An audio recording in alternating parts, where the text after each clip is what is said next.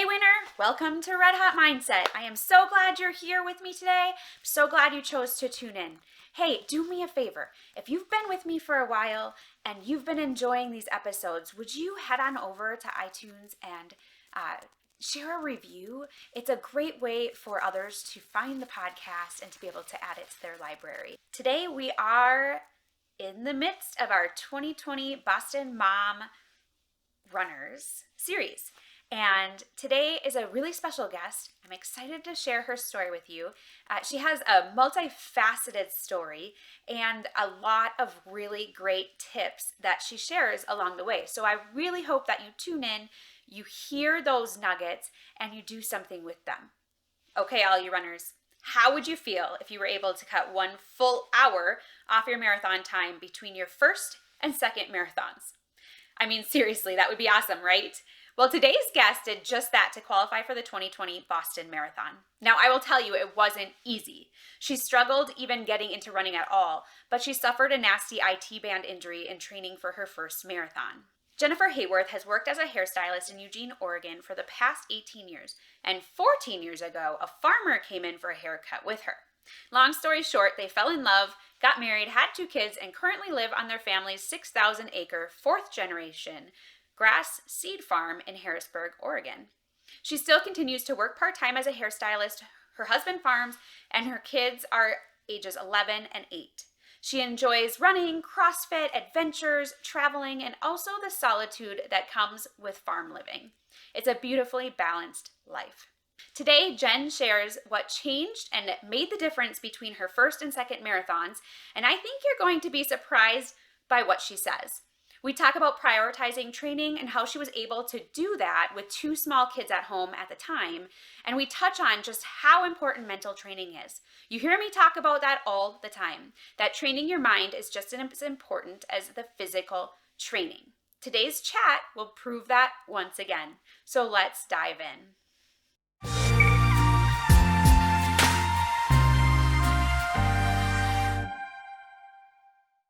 Well, welcome, Jen. Thank you so much for joining me on the podcast today. Hello, thanks for having me. Absolutely. I am excited to dive into your story, but I'd love for you just to share a little bit about yourself and your family, kind of where you're from. Yeah, I'm originally from California, and then I have lived in Eugene, Oregon, gosh, for the past 20 years now, I want to say. And yeah, I have my husband, I'm a hairstylist, and I met my husband while cutting his hair and fell in love. And now we have got married, 2 kids later. One of them is 11 and one of them is 8. So we live on a grass seed farm. My husband's a grass seed farmer, and yeah, live in Harrisburg, which is kind of on the outskirts of Eugene, and just on property and love it. Yeah. I love that. I love it that you met him with a haircut. So did he ask you out the same day as the first haircut, or did he come back for another one? Like, how did that work? Oh my gosh. Well, how it happened, and it's so funny now knowing my husband because he is so not a salon guy. He's like somebody I would think would go to like Supercuts or something. But I worked at kind of a higher end salon, and he had come in to with his normal hairstylist, and that person had called in sick, and had a cancellation, or I had a break in my day, and I was in the break room, and they came back and asked me if I would cut this guy's hair who's in and doesn't care who he goes to. And so they stuck him with me, and then he just kept coming back about every 3 weeks, and we kind of just had a professional relationship. He was just a client, and then over time, I think everything kind of fell into place, and we started dating. So, and then got married, dated for about a year, and got engaged and got married. So Wow. here we are. I love it. I love it. Yeah. It's so funny what a thin thread sometimes it is, how you meet your spouse, and I think that's really cool. Came in for a haircut. Yes. He didn't know he was going to live with a wife. Right. I am thankful that my coworker called, was sick that day, which you don't kind of wish on anybody, but it worked out for the best. Yeah. Yeah, there's no coincidences. So I think that's really No. cool. Now he's a farmer, and you guys ended up on a family farm. What is it like living on a farm and living the farm life?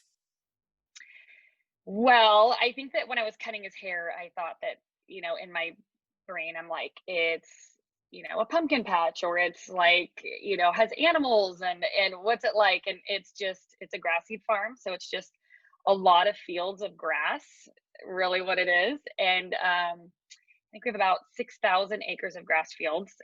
We grow some wheat, a lot of just grass, really. And we live out on property. We have a beautiful view. And I mean, it's really nice. I really, really enjoy it. So it's kind of hard certain times of the year. He works long hours. He just kind of wrapped up with replanting for the year, and then you kind of maintain it and watch the grass grow. But, for those 5 months, it's, 14-hour days, and, you're kind of a single parent during the summer. And, but it's fun. I'm excited for my kids. It's this fourth generational grass seed farm. And so my kids will hopefully love it and take over someday. So, Okay. That is so neat. I yeah, think farm life, it's really busy, especially in those 5 months or whatever, but yes. does it feel simple, like a simple life? Do you feel like you just are out in the middle of nowhere where you can just enjoy nature and different things, or what is it like? Well,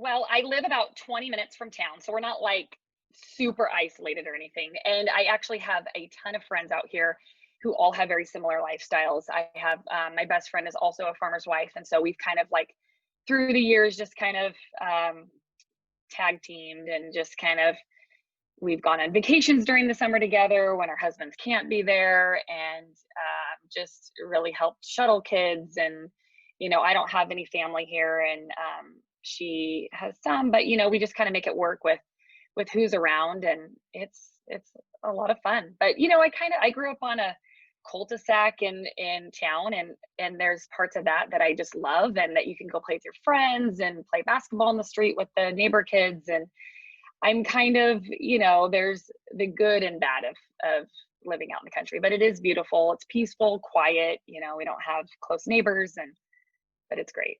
Yeah, yeah, that's cool. And you get to see the views and all that. Now, we're going to Yeah. talk about your running story pretty soon here, but I know you started out on the treadmill. Do you run outside?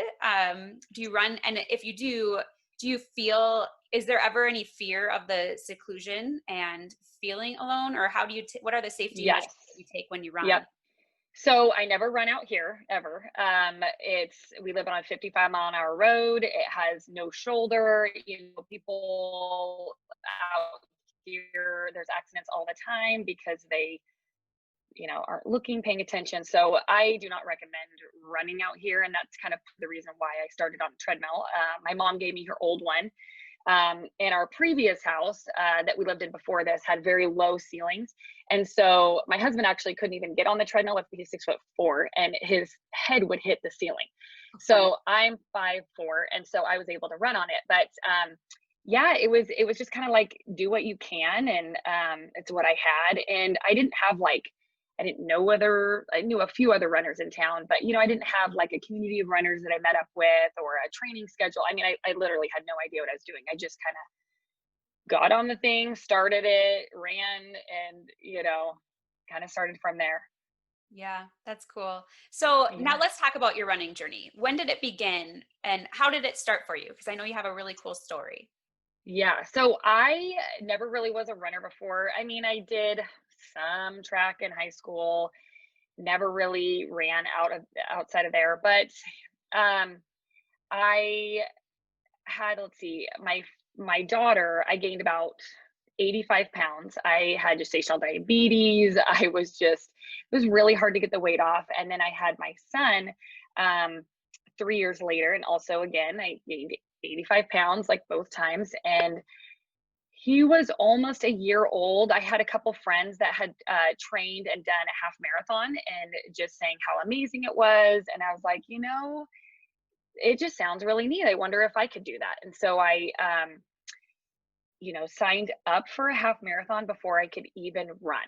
So I was like, I'm just going to put it out there and have a goal to shoot for. And I know that I could get there if I just, for 3 months of running, and see what I can do.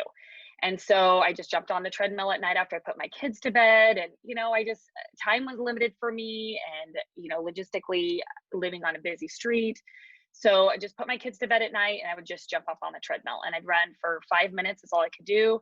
And then I'd walk for 5 minutes and then I'd run for 5 minutes and walk for 5 minutes. I remember that was my very first run that I did. I was dying. I was like thinking, how am I going to run 13, 0.1 miles in 3 months? Like I can barely even run for 5 minutes. And I think I started out, so I had no pressure on myself just to really finish it. But I didn't have any like goals of like, don't walk and I just wanted to like get to the finish line was really my only goal. And so looking back, that was kind of nice. And it was kind of nice not, having knowing what my potential is or being hard on myself. I was just really kind of just doing it just to kind of keep moving. And I don't know if I had like a whole idea of wanting to lose weight. I don't remember that ever being a thing for me. Like, I mean, of course I had weight to lose, but it wasn't like I just wanted to do the half marathon. That was whatever size I was, just do it. And so, I lost weight over time, but every week I increased. I did 5 minutes of running one week for the whole week. And I don't even know how many days I did, maybe like 5 days a week or 4 days a week. And then the next week I did 10 minutes of running and 5 minutes of walking and 10 minutes of running. And then every week I just kept kind of upping it and upping it. And then after the 3 months was up, I ran my very first half marathon and I didn't stop one time. So finished it in 2 hours and 12 minutes. It was just such an amazing feeling. And I was hooked after that finish feeling. So That's awesome. So you get to the finish line, and what was Mhm. your first thought? Was it, oh, I like running, I'll keep it going? Or did you right away instantly say, I think I want to run a marathon next? No, I actually during this half marathon, I you know how there's marathoners and half marathoners, and on your bib it'll say like half marathon or marathon. So I had this fear the whole time that I know there was a cutoff. I knew that the marathoners eventually during the course were going to go one way. The half marathoners were going to stay going the other way. And I remember thinking, I don't remember ever being a cutoff. Like, have I missed this? And I looked around at one point, I think it was like mile 8 or 9.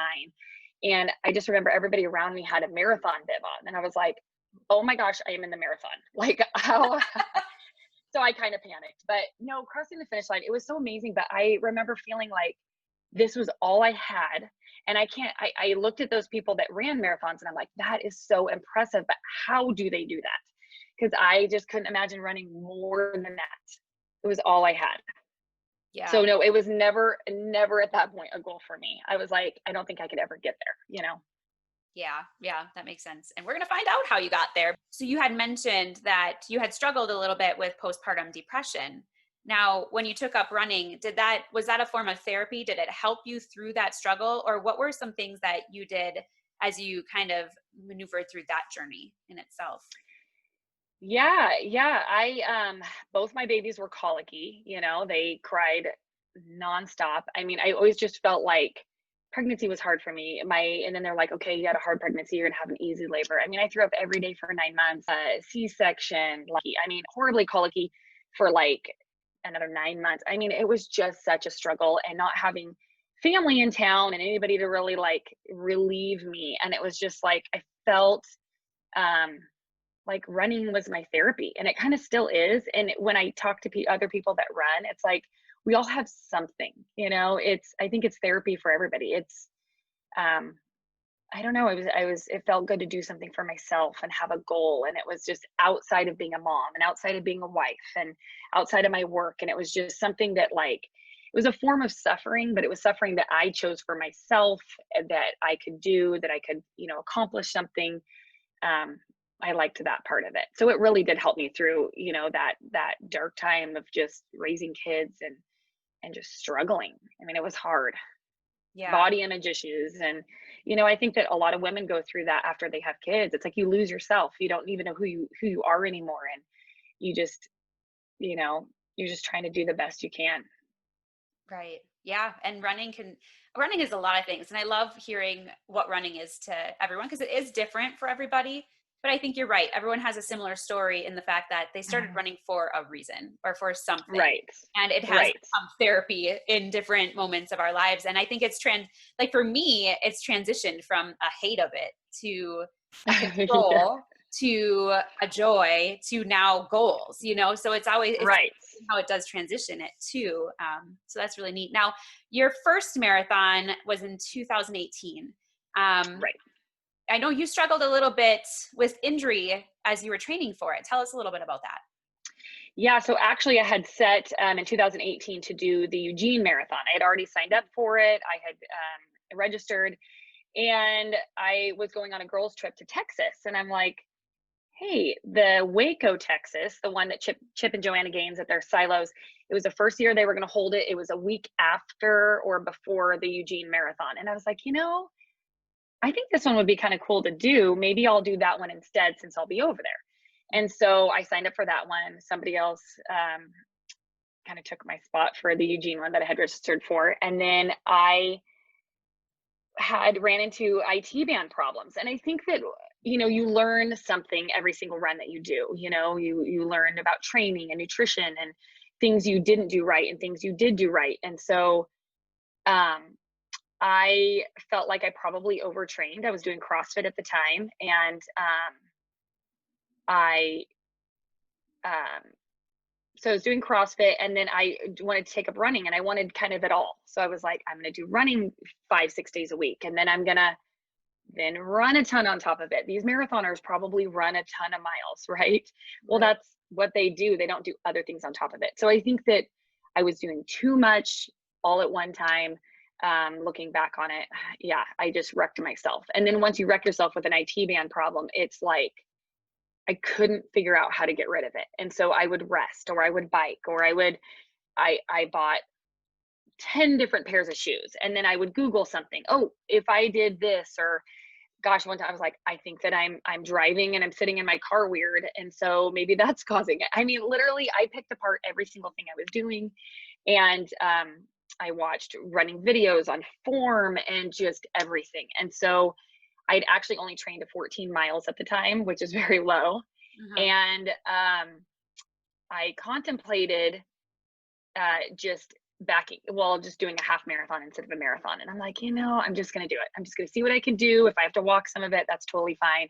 So I went over there on a girls' trip, and I actually drove myself from, I think we were like an hour or so away north of Waco. And so I drove myself in my friend's car and stayed the night in Waco and got myself to the start line, and then ran the race by myself, got heat stroke. I had no idea about fueling properly. I mean, all that stuff that goes into a marathon. I just was like, oh, you just run it. Well, there's like a lot more that goes into it than that. And when you're running in like 87-degree weather with humidity and, not a lot of shade. And I mean, it humbled me, that's for sure. And so I landed in the medical tent afterwards and had to rehydrate, and I felt awful. And then I had to drive myself back to my friend. But at that point, I just wanted to finish the thing. You're in such misery that you just want to get to the finish line. And at that point, you don't have a goal anymore. You don't care about your time. You just care about finishing it. Yeah. So, Yeah, that's true. And you're coming from Oregon. So the weather is completely different, right? oh gosh, I was running in like 50-degree, 40-degree weather. I mean, it was, and then you go run in 87-degree weather. It's shocking. Yeah, it's a shock Yeah. to your system. Wow. So tell us, you met Chip on the course, didn't you? What was that like? What did you do there? So I didn't meet Chip on the course. I actually, the start of the race, we kind of we had this like stretching thing and group, warm up kind of thing. And I met this girl there. And she was running the marathon also. And so we were kind of chit chatting, but, I, started the race, then we kind of broke off, did our own thing. And, let's see, I saw Chip and Joanna Gaines. They were doing kind of some press stuff. And then when we started running, I ran at a corner, and Joanna and all of her kids were in a golf cart. And so I yelled at them and I waved, and they all waved back. So that was pretty fun. And then on the course, so I finished, and that girl that I had met ended up finding me on social media, like Instagram, and come to find out she like ran the whole time with Chip Gaines. So I'm kind of kicking myself, because if I didn't care so much about just killing myself the entire time. I think my time was like 4.5 hours, and chips was like 5 hours and stuff, something Okay. like that. But if I just would have hung back, I would have gotten a really totally different experience, and it would have been really cool. So because she ran with them and I saw her pictures afterwards, and I'm like, oh my gosh, she's like taking selfies with him during the race. And I'm like, why did I do that?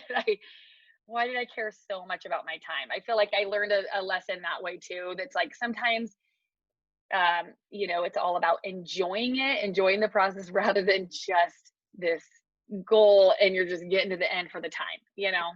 Absolutely. Oh, that would have been an experience, wouldn't it? But we Yes. can't look back and go, "Oh no, what if?" But you Yes, learned. totally. We all learn from Yep. that. I think you're right. Sometimes it is about hitting that goal and pushing ourselves and doing the hard. And sometimes it's about Yep. let's find joy in the journey and in the process and kind of knowing Definitely. which. Yep. And if you would have known about the heat, you probably would have made that decision. But Yeah. it was your first marathon. You didn't know what to expect. And No. I think a lot of us kind of struggled, I sometimes struggle with that too. Like, well, in the heat, I'm still going to run as hard as I can. And then you just realize, Yeah. oh, you can't do that. You No. have to cater it to the conditions because you're not in control of the conditions.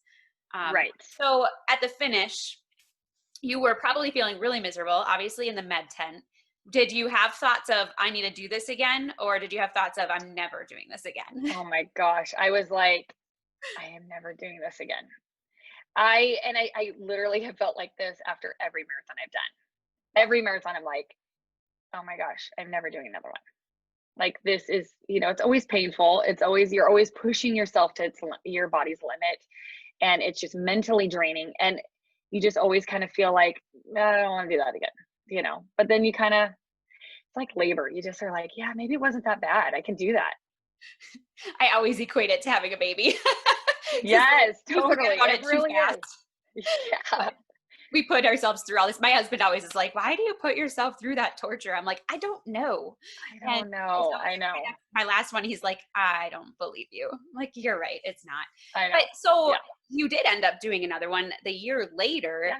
And what I think is really impressive. So it wasn't this huge struggle. I mean, it probably was still a lot of work and training, but you didn't have this huge struggle story about qualifying for Boston. You qualified on your second marathon, which is really impressive. Right. But the thing that I thought was the most impressive is you went from a 4 hour and 30-minute marathon to the next marathon, you dropped an hour.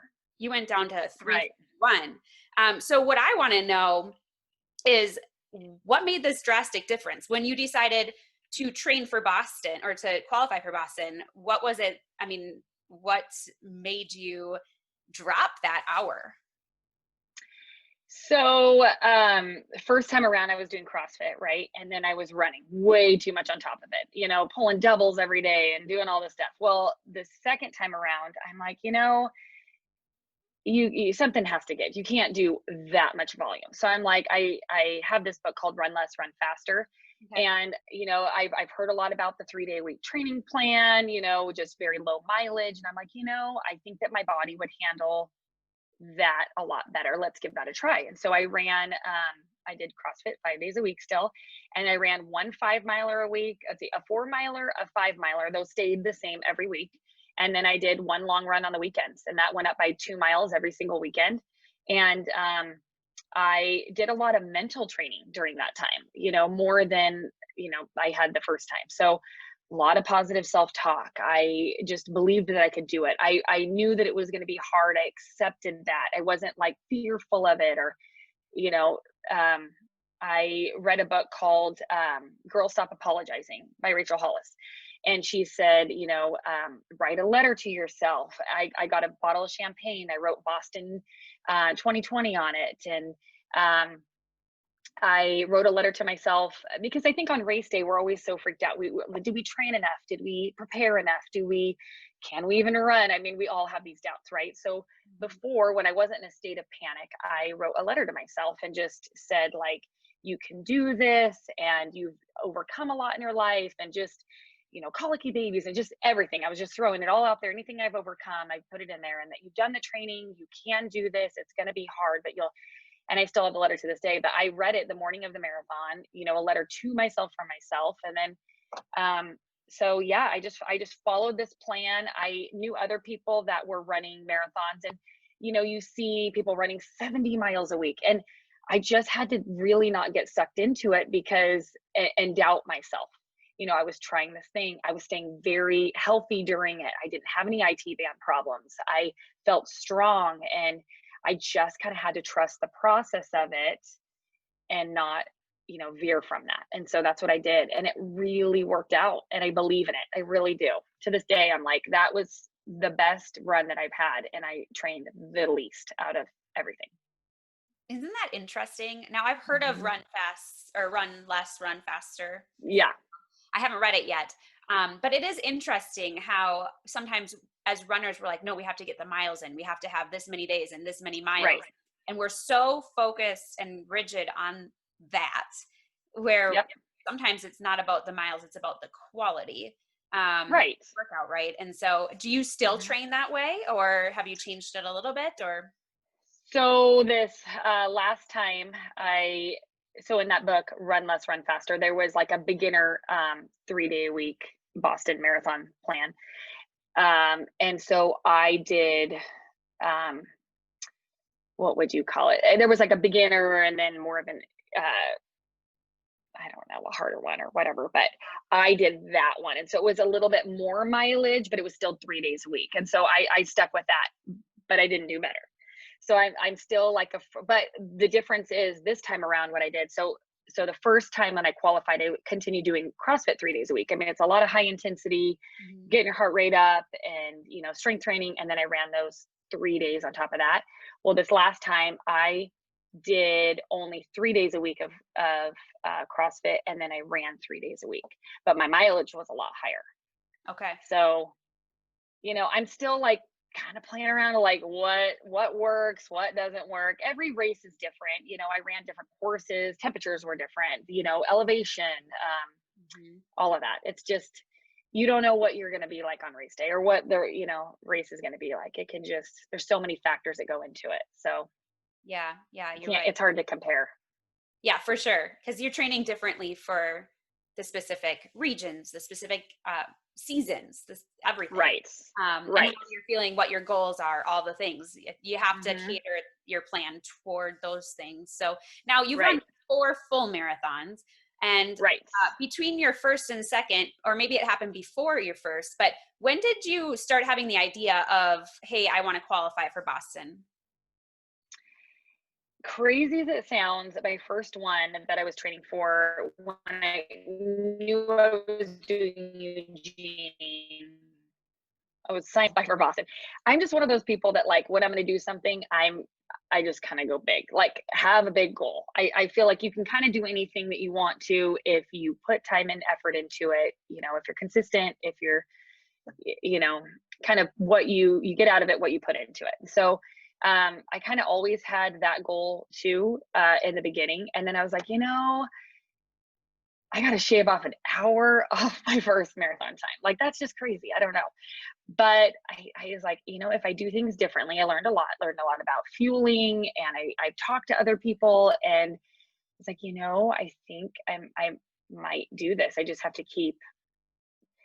little goals for myself. And when I hit those, I'm like, I might have a chance at this, Hmm. little runs or my long runs. I'm like, yeah, I've been able to stay under this pace. Like I might actually be able to do this. Actually signed up for, I ran like twice with this running group in, um, it was a running store in town. And I remember running with these two girls, and they also had Boston qualifying on their, radar. And I remember them chit chatting about how their husbands were so annoyed that how much time that they've put into training and that they haven't been able to clean the house and cook dinner, and like it just consumed their life. And I'm like, I'm doing all that stuff. You know what I'm saying? I'm just like, wow, I mean, they didn't have kids, and I'm not saying that, that was bad, but like I was able to have kids.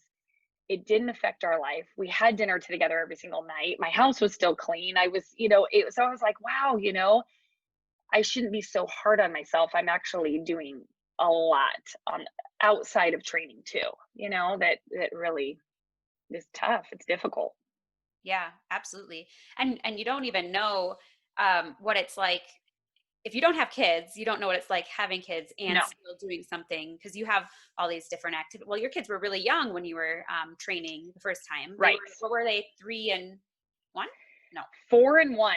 four Four and and one. one. Mm-hmm. Yeah. So, Yeah. I mean, they were young, they were needy. Not Yep. that they're not when they get older, they're always needy, but Yeah. it's a different season, right? This episode is brought to you by my book, Mind Over Marathon, Overcoming Mental Barriers in the Race of Life. If you feel like you just need a mindset shift because you are going after a goal and need some direction and encouragement, this book is for you. It will help you to ignite a passion and purpose in your life, clarify your unique game plan, and build confidence in who you are. At the end of each chapter are a quick faith devotional, thought-provoking questions, and a practical application that you can implement immediately. This book is about discovering a dream and taking it from inception to a flourishing finish. Running is optional. You can snag 2 free chapters at www.redhotmindset.com/mindovermarathon. Dream huge, and remember, you are a winner, just run your race. It is, I mean, how did Definitely. you Yeah. make it work? Obviously, you ran less, but you were still doing CrossFit, so you were working out still almost every day. So what are some things that you did to prioritize your training time, but to make sure that you were still present with your kids and with your husband? So still to this day, I get up at 4 a.m. almost every day except for Sunday. I leave my house at like 4:30, and I either go run at 5 or I go to the gym at 5, and I'm home by 6:15. And then everyone's kind of waking up at that time and getting ready for school stuff and for the day. And then I'm done for the day. That's how I did it. It didn't really take away from the family. It actually got me going. I come home and then I'm in go mode. I've been running, I've been moving my body, and it was like I now can do laundry and dishes and just, I just kept moving. I felt worse when I didn't work out in the morning. It was like sluggish and hard to get moving. And even to this day, it's hard waking up at 4 a.m. I don't feel like I'm just, ready to go. It's like I'm one eyeing it open and then I'm waiting for the other eye to pop open, and I'm tired. But I make it a priority. I saw a thing one time, Kobe Bryant actually, there was a quote, and I don't know the exact quote, but he was saying how he worked out really early in the morning, got home, was able to have the morning time with the kids, get him ready off to school, and then he would, have evenings with his family. And then after the kids went to bed, he went back and worked out and trained. And he was not willing to sacrifice the game, and he was not really willing to sacrifice his family. And so he sacrificed his sleep and his time. And so I feel like, we all can find time to do this. And I believe this. Everyone's like, well, I don't know if I have time. Like, our phones tell us every week what our screen time is. And it's a lot. I mean, people have the time to dedicate to it. And so, even in my kids now, they'll be like, I didn't have time to do this. I'm like, you had time. It just wasn't a priority. So I think when you make it a priority, you will find the time to do it. And I always have that was the time that I could do it every day. It was consistent. It never wavered. I always did not have something going on at 4:30 a.m., at 5 a.m. It was my time. So That's true. yep. That is very true. It is about prioritizing. Absolutely. I've Yeah. gone on a thing about, I never really was that into social media, but I could see I was scrolling a lot, and I was like, Yeah. I'm prioritizing this over things, and this is silly. So I started getting off of Right. it. I actually delete my Instagram account every day, which sounds Yeah. really crazy, but I go on, I post, I look at things really quick, and then I delete it. I don't just get off, I delete it. And Oh part my of that gosh. is just because then I don't have to, it's not a distraction. I won't go on Right. my phone and look at it. I have nothing on my phone Right. outside of a word game. So Right. Facebook's not on my phone. And it is, Yeah. it's about prioritizing.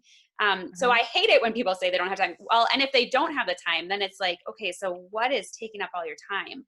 Maybe we Right. need to see what's really important and get things out. So you do have the time, right? Because some people don't, Right. because I've been in that season where I've had 5 different jobs and I've had this and that, and I really didn't have the time. So I did train still though, but I Yeah. literally had no time to help other people. And Mhm. I'll never go back to that. It's Yeah. just priority. It's prioritizing. It's figuring out what's really important. And so, Using what you have in the moment. And, at that one time I had a treadmill and that's all I had. I mean, I actually had people that were like, oh, treadmill training, like that's not the same. And, kind of like really, being negative about it. And I'm like, but this is really only my option. So like, let's clap for that, and I'm all about like, I love when I know people that reach out to me, like, and it is intimidating. They're like, "Oh my gosh, you've qualified for Boston." That is like, but do you know where I started? I mean, I started literally on a treadmill for 5 minutes. So like, anyone can do that. I think that people look too far ahead at like, wow, you look amazing now. Well, I gained 85 pounds when I had babies. Like, it's it's dedication, it's consistency, it's one foot in front of the other over and over and over and over again. I've been doing this now for, gosh, 8 years, and it's just doing it every single day, And so think of how far you could be if you started last year, People just, I think that the end result is so overwhelming to them that it's like, just have the little goals, And I always believed in like a checklist. So for my training plans, I would, have all my trainings, my training schedule, and I literally would just take a screenshot and like swipe it off. And so it was just checking it off. I feel like, every day you're just kind of like, it's visually, you're making that, that check mark. And so I think that that really helps, keeping yourself motivated, going to buy a new running shoe. Sometimes that helps, or like having a reward for yourself, or just little things just to keep you in the game, I think helps. And one of the best things I did, I think, was just signing up for a half marathon before I could even run. I mean, people are just, I don't want to do that unless I know I can actually do it. Well, how about just sign up for it and then know that if I did X, Y, and Z in this training plan, I'm going to get there. So, but I have to do that. And so I always told myself that even if I was tired or if I didn't want to do it, if I didn't do it, I'm going to kick myself on race day that for the past, how much I dogged it for the past 3 months. Like, you better put in the work. right. Yeah, that's so true. And I think sometimes when you make a decision, then you just Mhm. figure it out. And so you Right. signing up for that half marathon meant, okay, now I'm going to figure out how to run it.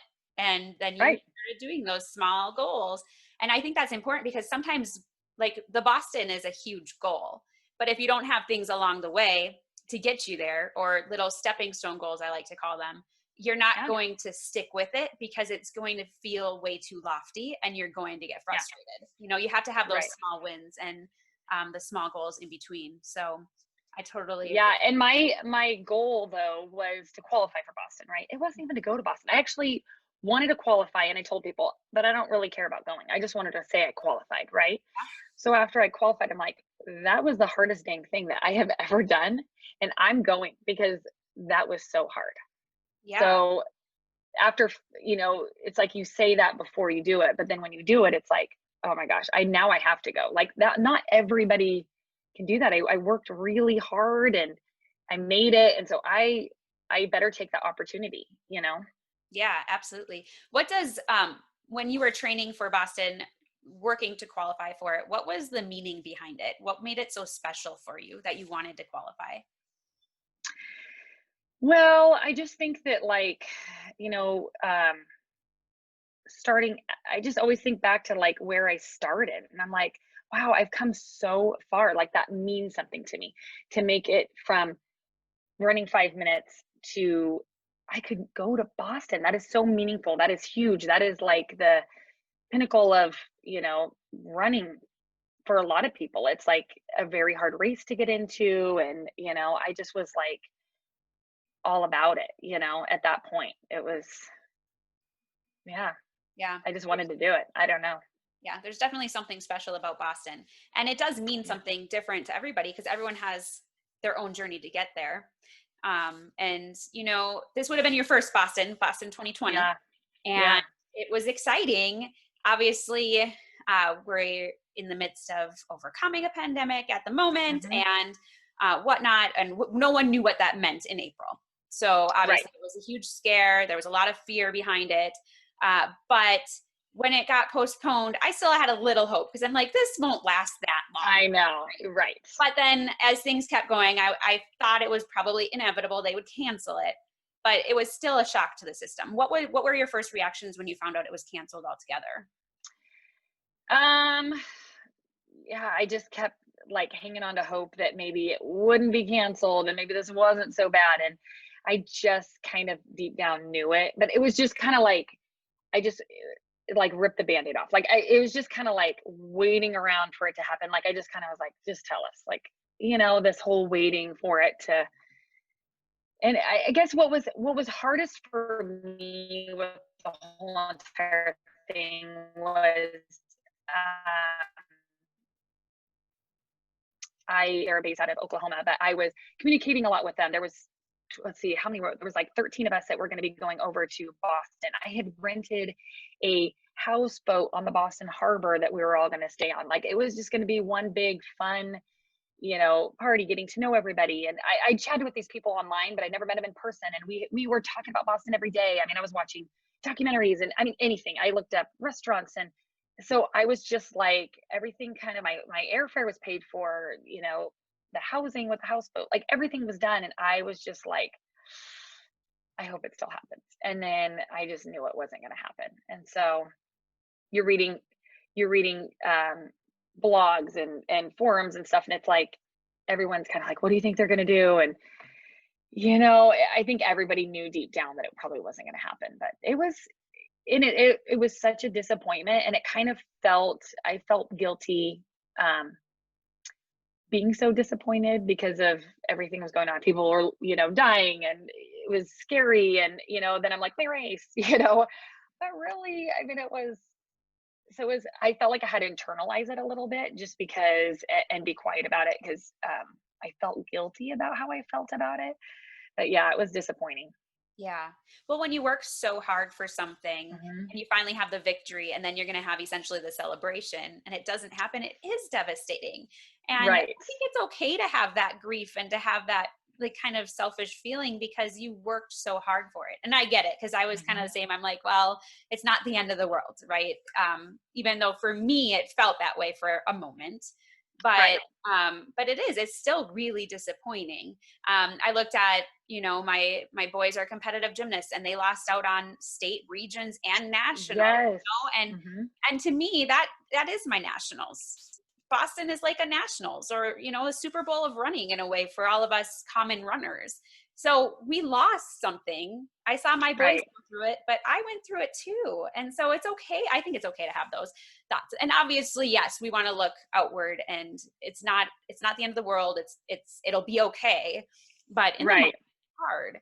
Um, and especially as a first time Boston experience, I felt more for those who have never been to Boston, who this was their first time. You qualify, you don't know if you're going to qualify again. It's a lot of work that you put into that Yeah. training, and then to have to do a virtual as your first Boston is sad. I mean, I hate virtual races. I Right. only did it because I felt like it's an epic historical moment. I'm not going to not run it, but I'm not a virtual runner. I don't do that. I like Mhm. the atmosphere. I like getting out there. I like seeing the signs and the music Right. and the people and everything that a race does. Um, but so it definitely doesn't do it justice. So, No. but you did run the virtual, right? Yeah, I did. Tell me a little And about I how did you make that special? so when Boston was supposed to originally happen, what was that? Back in, I don't even remember the date. It was like April, 20. right? Yes. Okay. So we had trained all the way almost up into that, because they kind of had postponed it kind of more last minute, I guess. I don't know. And so I'd already trained. And so a lot of people like had stopped training, or, holding off. And I'm like, so my running group actually put on a virtual run called the Lemonade Marathon. And so I ran that. And that's when I raised some money for two local businesses in town, ran by two of my friends who were kind of struggling with the whole shutdown and financially. And so in about a week, I was able to raise $5,000. So Wow. that made that run really, really meaningful. So, I mean, even though I didn't get to do Boston then, that kind of made up for it. And I was like, wow, this was pretty amazing. I mean, it was so rewarding and meaningful. I like loved it. And so friends came out and supported me and all of that. And then so Boston got postponed until September. And then I was talking with my running group over in Oklahoma, this my Wahoo running group, and I said, I have this idea. What if I fly out to you guys, since they have to all run it too? There was 13 of us that were running Boston. So what if I fly out there and run it with you guys? And so they're like, yes, do it. So I ended up flying over there. I was kind of worried about the heat and humidity because I had PTSD from my Texas marathon.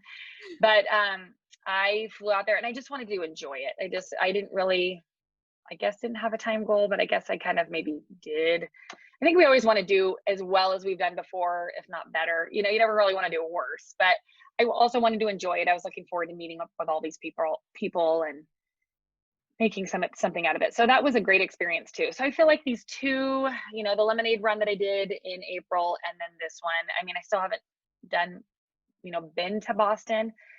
But it was both times were really special. So Yeah, absolutely. I love that you took, you know, something that was somewhat devastating for you, but you were able to use it for the good of others too. When you raised money with the Lemonade Virtual, I think that's yeah. really cool because and that's what I love about running too, because some people could think it's like a super selfish sport, but there's so Right. much community in it and there's so much you Mhm. can do with it. So I just think that Right. that's really neat and special. And I'm sure your friends were just like, wow, this was such a blessing and supported Yeah. you the whole way too.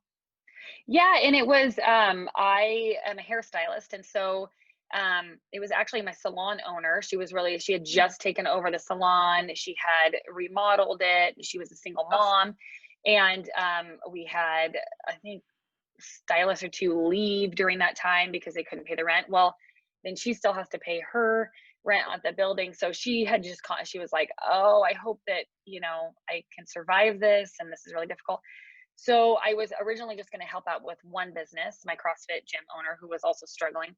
And then I was talking with my salon owner. And I'm like, you know, I got off the phone. I was like, I bet you I could help her too. So I had contacted my clients and her clients because I had been talking about Boston for months, maybe even a year, with all of these clients. These clients knew I was going to be running it. They were super supportive of it. And everybody during that time wanted to help out small businesses.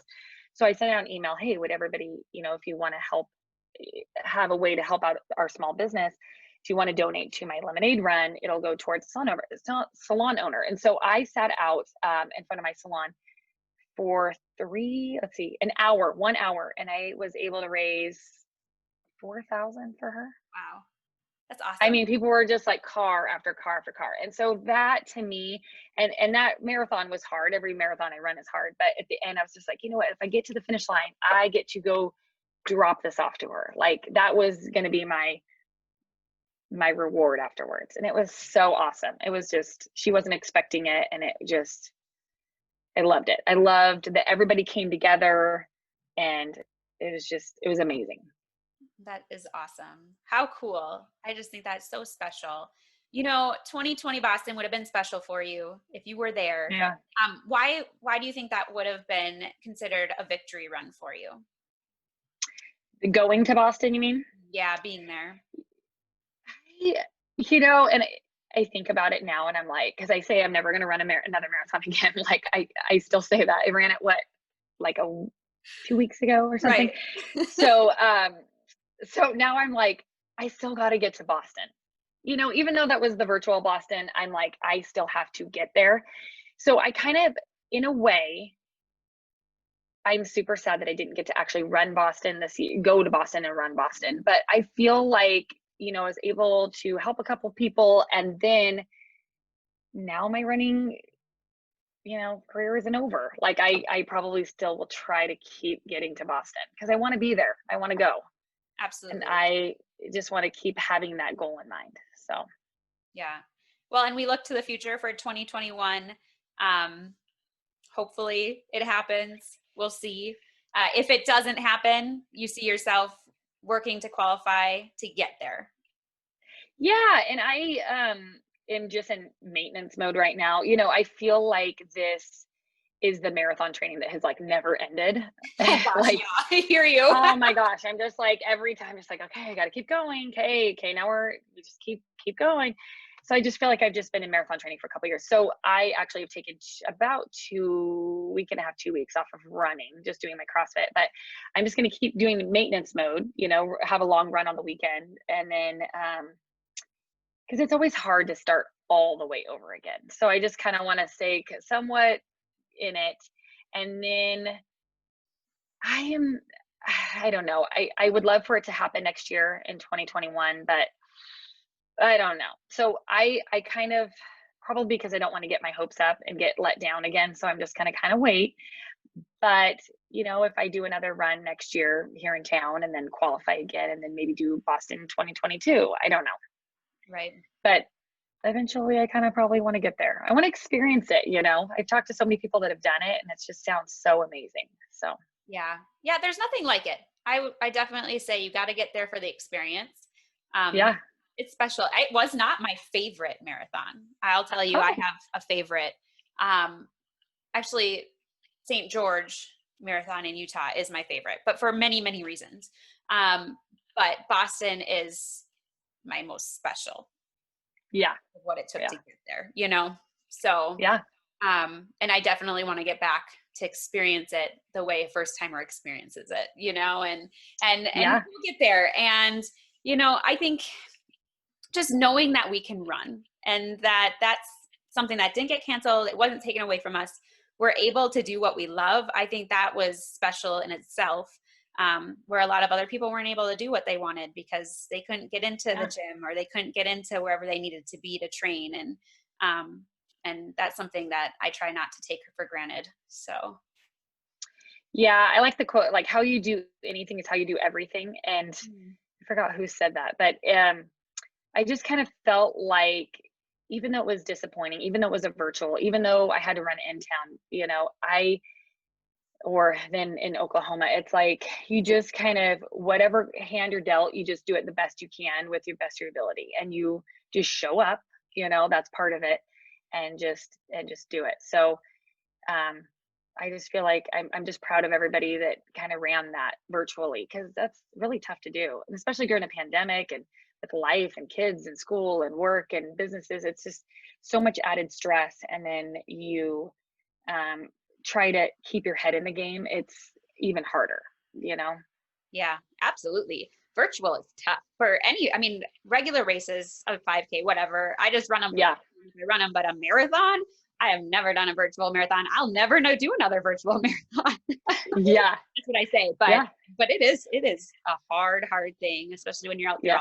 or there's you just don't have the atmosphere for it. So Oh no, definitely not. yeah. But now if you were to tell listeners or give some advice, one lesson that you've learned over the years about either qualifying, if they're trying to qualify for Boston or if they're just going after a huge goal, what is something that you would tell them? Don't just stay positive. I mean, I just feel like we're all capable of really doing anything. I mean, it just takes time and consistency and dedication, and it's like you really are going to get out of it what you put into it. And so I kind of feel like so many people are like, well, that's good for you that you did this. Well, you can do it. Anybody can do it. I tell friends and clients, and I'm like their biggest cheerleaders because I'm like, you can do it too. Just start. Well, I can only do this, or I can't really run. It's like, just start there. I really I think that big goals are great. Shoot for the stars, and I just believe in yourself, I guess. Yeah, that's great advice. I love that. This was fun. I enjoyed Yeah. chatting with you, Jen. I love hearing just the heart behind your running. And I loved hearing how you've prioritized and how you've made your training a part of your life and not your life. Yeah. And been able to do everything that you want to do with your family and still have that time. I think that was, if listeners get anything out of today, I think that's one of the golden nuggets is we have time. It's a matter of where we're putting it and Yeah.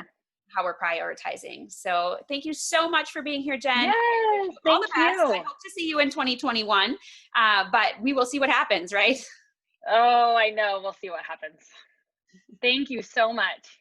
Yeah, my pleasure. We all have the time for something. It's just a matter of if we want that something bad enough to prioritize that time. I love the tips Jen gave on how to accomplish this prioritizing. Isn't it amazing what the body can do when we put our mind to it? Mind over muscle, for sure. Never stop the mental training. It is a vital piece to the puzzle. I hope you enjoyed this conversation with Jen as much as I did. In all things, I pray you just run your race. I believe in you.